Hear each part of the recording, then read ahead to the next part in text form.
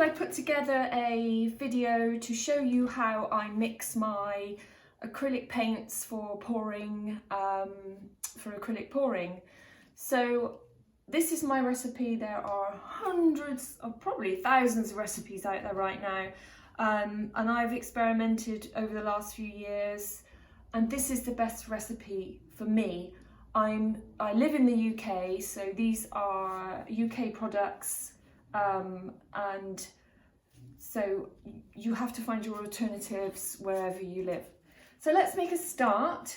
The first two ingredients for my pouring, this is my pouring medium that I use. It's PVA glue, no nonsense PVA glue, which I bought from my local DIY store, and that's in the UK called B&Q. And the other part of the ingredient is Floetrol, which I couldn't get in our local DIY, so I had to buy it from Amazon. So those two ingredients put together with water is my pouring medium. So let's go, let's make a start. Put the PVA glue in first. I have a large jug here which is rather messy, and it has the measurements on the side. Now I'm going to put 50% PVA to Floetrol in this measuring jug. I'm going to do a large batch, so I'm going to mix up an awful lot. You don't have to do this much, but I need to make a lot of pouring medium because I'm going to be doing a lot of pouring over the next few weeks. So 800 milliliters of PVA in here. So it's 50-50 and it's very blobby.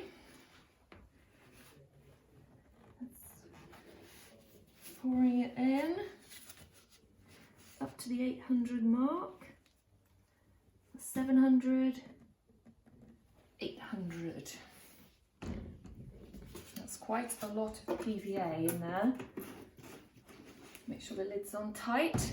Now for the Floetrol, you notice here a pair of old tights, stockings over the top, because make sure you shake it as well.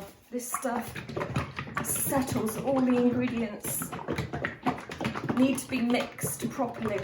The glue doesn't matter, it's too thick to shake, but the Floetrol needs a good old shake before you put it in. And if there are any bits, blobby bits in the Floetrol bottle itself, I get caught, because I've got a stocking with an elastic band over the top, and it will filter out any blobs.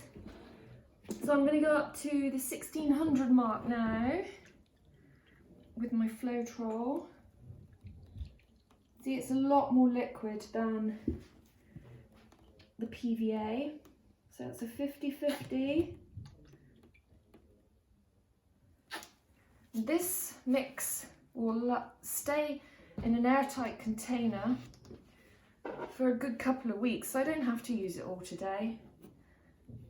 I like to keep a good old batch just ready, because you don't want to keep mixing up your pouring medium every 2 minutes. It gets messy as well, so I need my cloths to wipe my hands. Now this needs stirring, and it'll probably need a little bit of water in it. So I have a paint stirrer, and it's got holes in it, so that's a really good stirring tool. So it's quite thick with that PVA in the bottom. You go around the sides, get it all off the sides, give it a good old mix, get it off the bottom.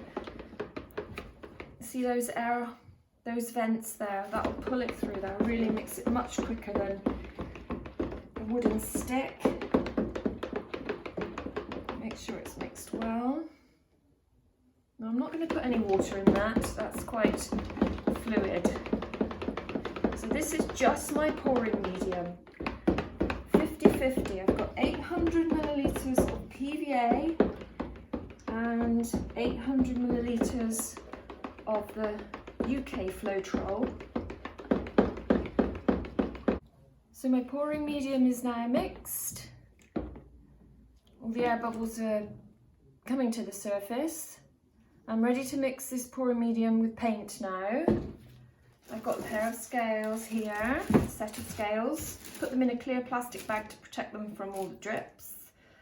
I've got plastic cups, large plastic clear cups. I recycle my cups, I wipe them out and wash them. I'm putting the cup on the scale and I'm zeroing the scales so that says 0 grams. Pouring in, putting my pouring medium into the cup. I want to put in about 200 grams of pouring medium. That's 150. Thereabouts 200. 187, 94, 200. 201 to be precise. And it's time to add the paint. I use all sorts of paints, acrylic paints, as far as the make of acrylic paint is concerned. There are many different brands out there. I'm just going to show you a few of the ones that I don't use and the ones that I do use. So let's go from the ones I don't use. I would prefer not to use this one. This is Reeves. It doesn't even say it's acrylic paint. This only costs a couple of pounds, and that pretty much says it all. You can use that, but it doesn't work for me. The next one up is De La Rowney Graduate Acrylic. That's okay. I do get some good results with this, but it's not my one I would grab off the shelf straight away. And we have Winsor Newton. This is good. No problem with that one. Amsterdam, another make. This great acrylic paint. Got all the instructions on the side of if it's opaque or semi-opaque. Liquitex Basics. Very good. We've got golden acrylic paints. These are, in my mind, these are like the best paints ever. They do heavy body, they do fluid, they come in tubes. The colour range is extraordinary. Their pigments are the best, so you don't need to use a lot of them. I want to go back to the gold range in a minute, so go on to De La Rowney. I think I already said De La Rowney. I do use this. That's an fluorescent blue. I've never used fluorescent, but that could be quite interesting. Then you've got your craft paints. Not my go-to, but lots of people do use them. PVA, definitely use these. These are really good. They're good, highly pigmented. That's a beautiful iridescent green. And the ones that I am very pleased with at the moment is Montmartre. These I've got from local art store, and they cost about £20. That's 20 British pounds. That's 2 litres of paint there. For doing large pieces of work, this is great. It produces great cells, and you get an awful lot of paint for your money there. So I'm really pleased with this brand. That's my go-to brand at the moment. And also you can mix two makes of paints together. So if I wanted to put some cerulean blue of the golden range in with this, just to kick up the pigment, you can do that. There's no rules. You make the rules. So let's mix the paint in with the pouring medium. I'm going to zero the pouring medium, so that says 0 grams. Remembering there's 200 grams of pouring medium in there, and I only want to put 100 grams of paint.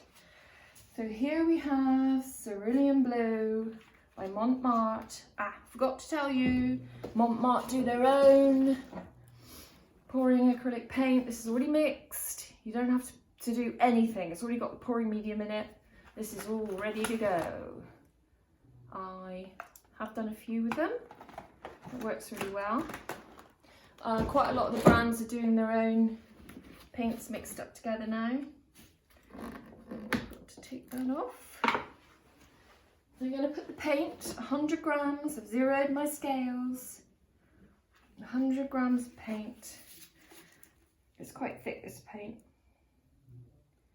20, 30, 40.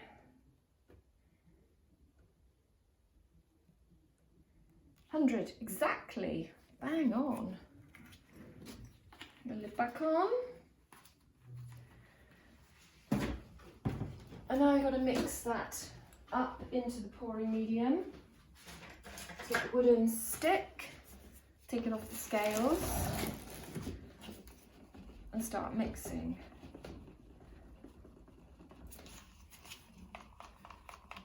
So I'm going to go down the sides to get all that pouring medium, and using a plastic cup like this, you can see, when it's clear, you can see that the bottom, really get all of that pouring medium mixed in with the paint.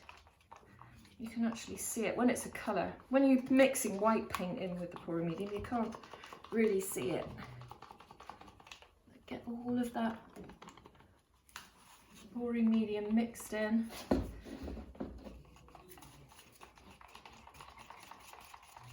So I said I'm going to let these paints sit for 24 hours before I use them, because I'm creating a lot of air bubbles and we want all those air bubbles to come to the surface. Okay, that's mixed really well. And I'm just looking at the consistency of the paint. It is thick. It's too thick for me. I'm going to add some water into that. And I put tap water into an old bottle so that I can control the amount of water that's going in. Now I'm going to eyeball the water, just putting a little bit in at a time, mixing it in. I like my consistencies to be quite thick, so it holds the cells together. It holds every single one has to be exactly the same. See, that's pouring in, making a little mound, and then disappearing. That's pretty good. That's perfect for me. That's thick.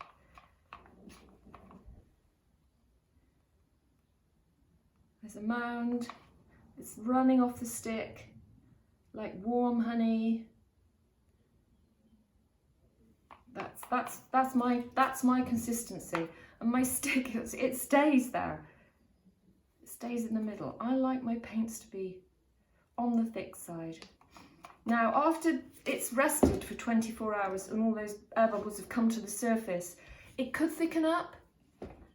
So before you start pouring, check your consistency again. It will thicken up, I know it will. Okay, so I'm going to show you one more mix of a different type of paint. So that's the Montmartre. If I mix up the PVA green here, let's see if it needs to have more water. So get the scales back, put on my cup, empty cup, zero the scales, says 0 grams, go over to my pouring medium, 200 grams, pouring medium, because I'm mixing up a large batch. You can do less than this. Oh, that's 207, but that's fine, 208. There or thereabouts. A lot of the time I don't even use scales, I just eyeball. Now I'm ready to put in I'll zero that again because I want to put in 100 grams of the PVA. Now if I was going to use my golden paints, I wouldn't necessarily put in 100 grams because they're so highly pigmented. You don't need as much. In actual fact, I'm just going to put 60 grams in. of this one because these are quite highly pigmented. Let's have a look and see, because I look at the paints and I can tell whether that's enough pigment in there.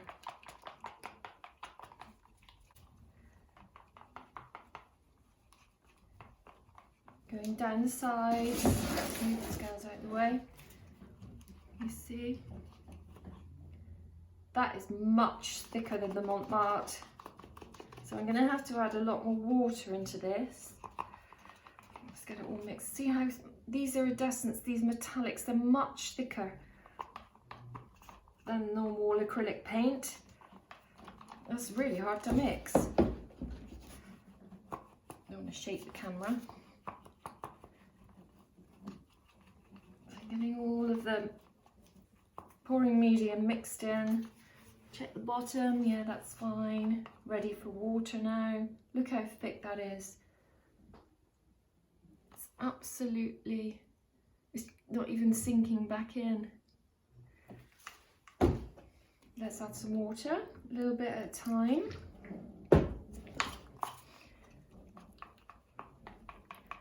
Mix it in.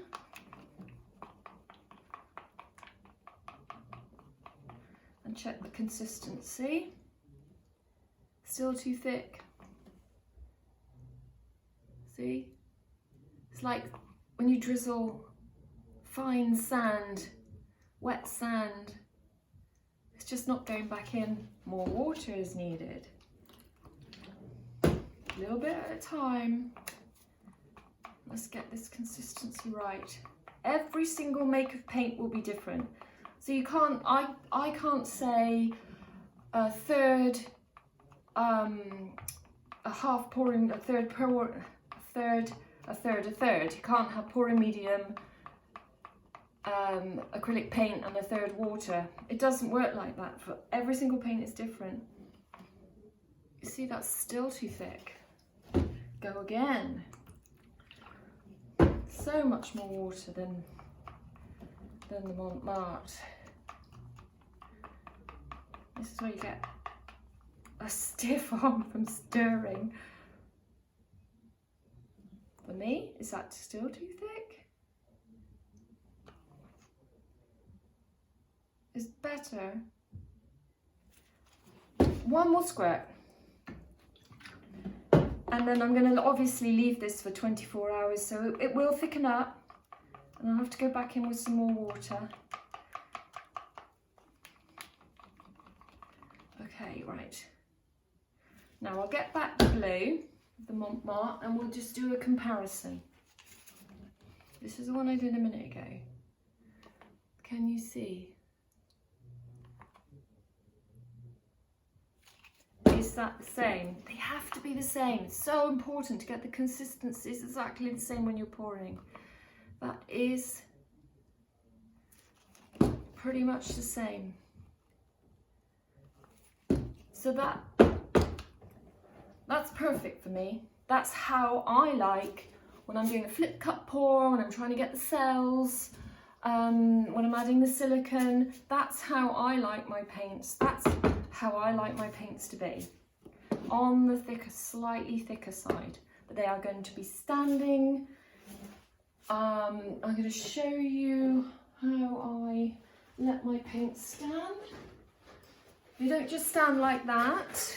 I put them in a container. This is an old ice cream tub from a local shop, ice cream shop. I stack my paints inside the container. One here I did earlier.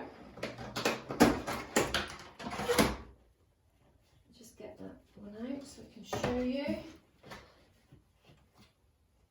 It's an old white I used. Now I get a damp kitchen towel. I place it over the containers, just because these ice cream containers aren't completely airtight. And then I put the lid on. So any container you've got, to let them stand. This will be just like this for 24 hours, and then I'm going to stir them, check the consistencies, and they'll be ready to use. Okay, I think I've covered everything. I hope that's helpful to you. Any questions, just put them down in the comments below. And yeah, have a go. I hope this has helped you. Bye.